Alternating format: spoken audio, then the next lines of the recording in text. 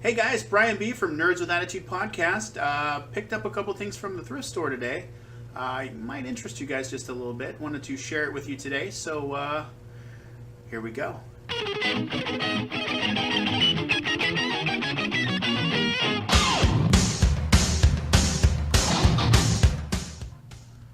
All right, nerds, let's get started here. I've got a couple things here to show you. I'm sure you will hopefully enjoy some of it. If not, well, you can go ahead and hit that thumbs down there. If you like what we're doing here, go ahead and give us a thumbs up. It really helps out. Kind of gauging what we want to do here on the channel. So whatever you can do to help, fantastic. All right, so first up today, something that some of you may recognize. This is a little worse for wear, but some of it I consider battle damage. A classic E11 electronic blaster. Okay, I believe these came out. Let's see, what's the date on this one? It's a Hasbro, so I'm looking maybe early 2000s, around the time episode 2 or 3 came out. Kind of cool because we've got lights and sound, folks. So yeah, I've got one of these that's a costume prop that I repainted, which this will be getting the same treatment.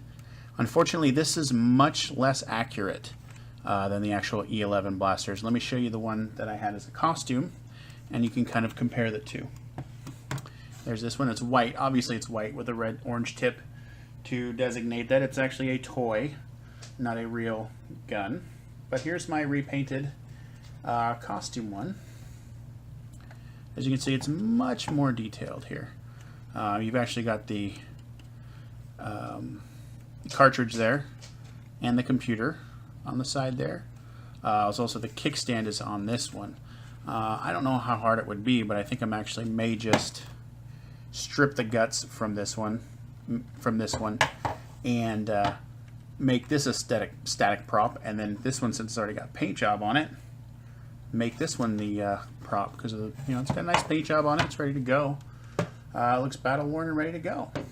So yeah, E11 blaster. Paid a whopping, are you ready for this? Are you ready for this? I probably overpaid, but I paid $1.50. That's right, folks, $1.50. And even it came with batteries. Didn't have to worry about the batteries. So that's number one on my list today. Here is the next. All right, guys, the next part here is a little bit lengthy, so hopefully we can get through it here relatively quickly without boring you to death. We have some G.I.Joes. That's right, G.I.Joes, folks. Found them at a thrift store. I have never found G.I.Joes at a thrift store before. I live in Southern California. It is very difficult to find anything. So for me to come across this, pretty decent. All right, here's our first. Right here, we've got a G.I. Joe vehicle. This is actually the Monster Blaster APC.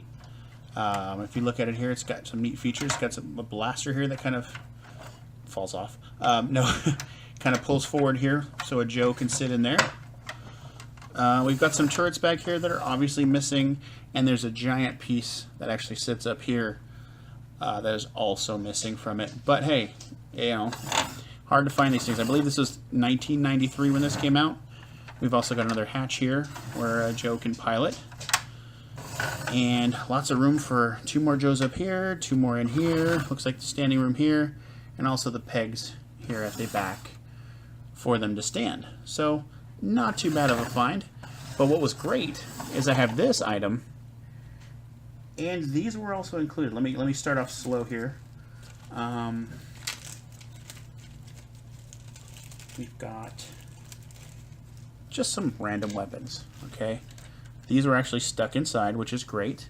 I don't know if you can see what's there or not, or if you know who these belong to, by all means, let us know. We can go ahead and add them to the collection.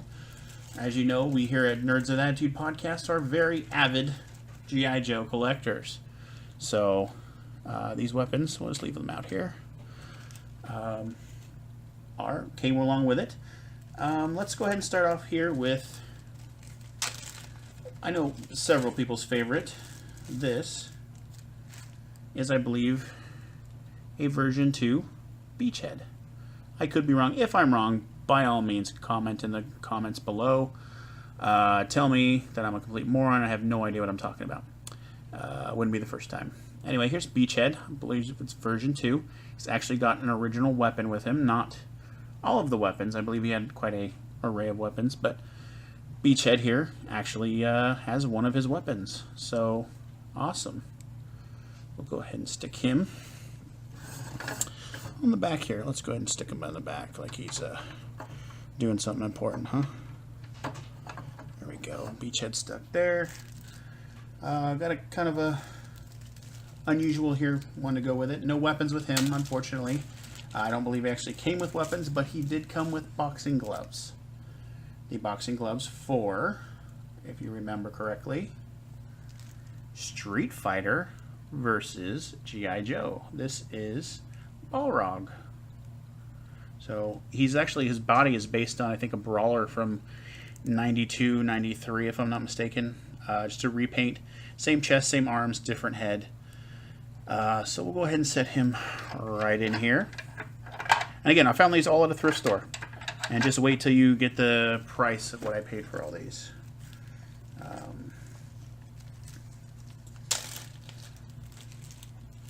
Alright, we got one more here. Again, with an original weapon. And I believe this guy is from 92. This is, I believe, Commander Courage. He does have his original green weapon that matches his oh-so-stealthy neon holster and gear there. He's got his helmet on. And I believe that's some sort of semi-automatic machine gun. Pew, pew, pew, pew, pew, pew, he says. All right.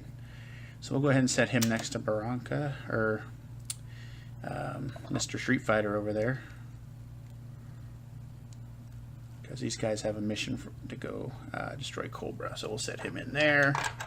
Move this like this. All right. And here we have one of the older figures from this little bit of a haul. This is Drop Zone. He's very wiggly. He's got lots of. He can dance. He can sing. He can make julienne fries and all sorts of good stuff. You can see he's wearing chaps. He's a pilot. No weapons for him. So you know what? Since he's a pilot, let's go ahead and put him right up here in the cockpit. That way he doesn't have to worry about a gun.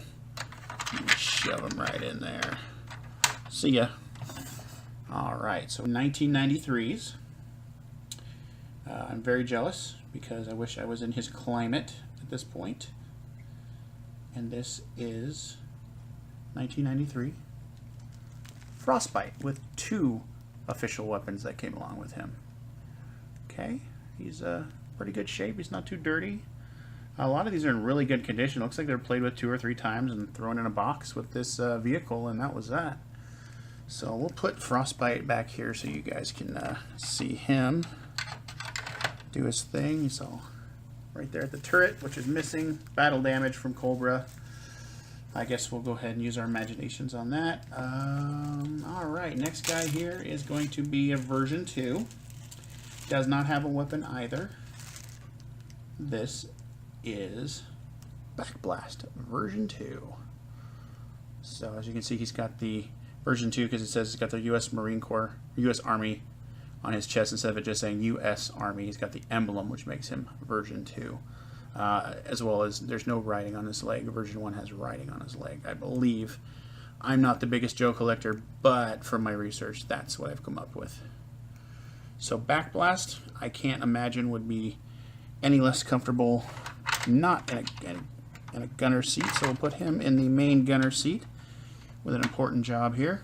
He's not doing his job. So we'll cram his kung fu grip here onto the. Get on there. All right. So yeah, he's gonna stand up there.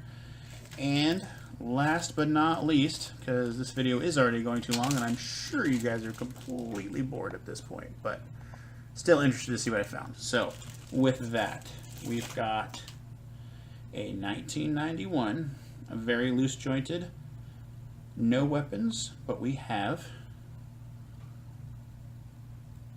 Stalker version 1.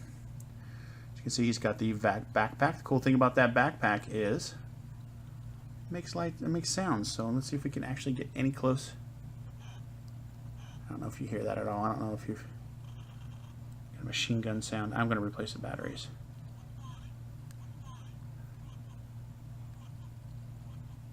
So, yep, he's got his backpack, comes right off. I said it comes right off.